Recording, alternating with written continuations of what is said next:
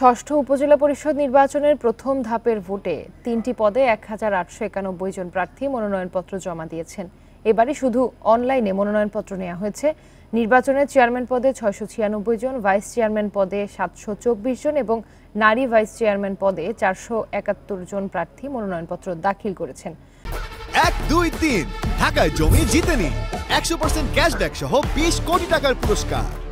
সোমবার মনোনয়নপত্র দাখিলের সময় শেষে এ তথ্য জানিয়েছে নির্বাচন কমিশনার অতিরিক্ত সচিব অশোক কুমার দেবনাথ।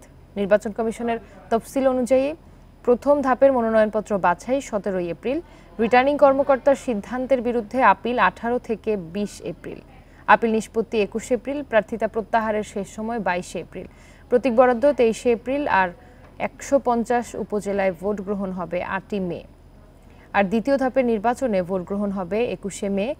৪ ধাপের উপজেলা ভোটের পরবর্তী ২ ধাপের নির্বাচন ২৯শে মে ও ৫ জুন অনুষ্ঠিত হতে পারে বলে জানিয়েছে নির্বাচন কমিশন।